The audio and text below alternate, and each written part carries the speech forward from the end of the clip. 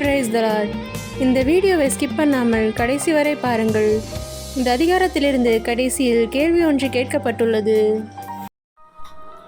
அப்போஸ்தலனாகிய பவுல் பிலிப்பியருக்கு எழுதின நிருபம் 3ஆம் அதிகாரம். மேலும் என் சகோதரரே, கர்த்தருக்குள் சந்தோஷப்படுங்கள். எழுதினவைகளையே எழுதுவது எனக்கு வருத்தமல்ல, அது உங்களுக்கு நலமாயிருக்கும். நாய்களுக்கு எச்சரிக்கையாயிருங்கள், பொல்லாத வேலையாட்களுக்கு எச்சரிக்கையாயிருங்கள், சுன்னத்துக்காரருக்கு எச்சரிக்கையாயிருங்கள். ஏனெனில் மாம்சத்தின் மேல் நம்பிக்கையாயிராமல் ஆவியினாலே தேவனுக்கு ஆராதனை செய்து கிறிஸ்து இயேசுவுக்குள் மேன்மை பாராட்டுகிற நாமே விருத்த சேதனம் உள்ளவர்கள்.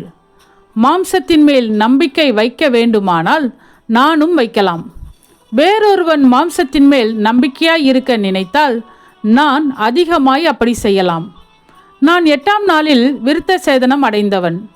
இஸ்ரவேல் வம்சத்தான், பென்யமின் கோத்திரத்தான், எபிரேயரில் பிறந்த எபிரேயன், நியாய பிரமாணத்தின்படி பரிசேயன், பக்தி வைராக்கியத்தின்படி சபையை துன்பப்படுத்தினவன், நியாய பிரமாணத்திற்குரிய நீதியின்படி குற்றஞ்சாட்டப்படாதவன். ஆகிலும் எனக்கு லாபமாய் இருந்தவைகள் எவைகளோ அவைகளை கிறிஸ்துவுக்காக நஷ்டமென்று எண்ணினேன். அது மாத்திரமல்ல, என் கர்த்தராகிய கிறிஸ்து இயேசுவை அறிகிற அறிவின் மேன்மைக்காக எல்லாவற்றையும் நஷ்டமென்று எண்ணிக்கொண்டிருக்கிறேன்.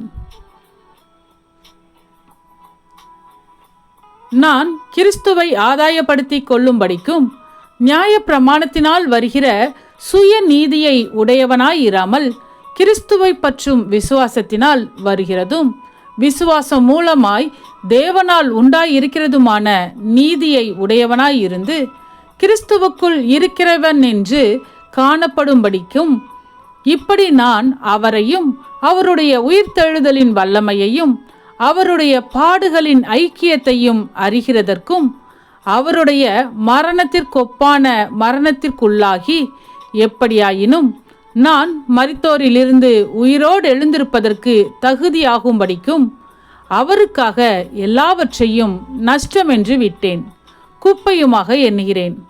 நான் அடைந்தாயிற்று அல்லது முற்றும் தேறினவனானேன் என்று எண்ணாமல் கிறிஸ்து இயேசுவினால் நான் எதற்காக பிடிக்கப்பட்டேனோ அதை நான் பிடித்து கொள்ளும்படி ஆசையாய் தொடர்கிறேன். சகோதரரே, அதை பிடித்து கொண்டேன் என்று நான் எண்ணுகிறதில்லை. ஒன்று செய்கிறேன், பின்னானவைகளை மறந்து முன்னானவைகளை நாடி கிறிஸ்து இயேசுவுக்குள் தேவன் அழைத்த பரம அழைப்பின் பந்தய பொருளுக்காக லக்கை நோக்கி தொடர்கிறேன். ஆகையால் நம்மில் தேறினவர்கள் யாவரும் இந்த சிந்தையாய் இருக்க கடவோம். எந்த காரியத்திலாவது நீங்கள் வேறே சிந்தையாய் இருந்தால் அதையும் தேவன் உங்களுக்கு வெளிப்படுத்துவார். ஆகிலும் நாம் எதுவரையில் தேறி இருக்கிறோமோ அது முதல் ஒரே ஒழுங்காய் நடந்து கொண்டு ஒரே சிந்தையாய் இருப்போமாக.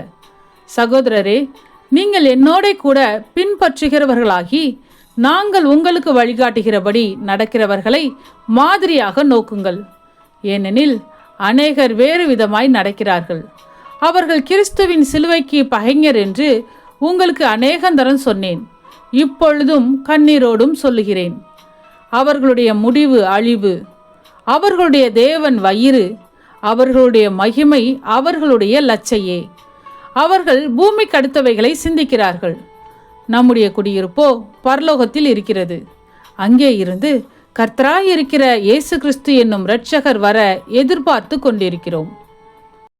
அவர் எல்லாவற்றையும் தமக்கு கீழ்ப்படுத்தி கொள்ளத்தக்க தம்முடைய வல்லமையான செயலின்படியே நம்முடைய அற்பமான சரீரத்தை தம்முடைய மகிமையான சரீரத்திற்கு ஒப்பாக மறுரூபப்படுத்துவார். ஆமேன். இன்றைய கேள்வி: எவைகளை கிறிஸ்துவுக்காக நஷ்டமென்று எண்ணினேன்?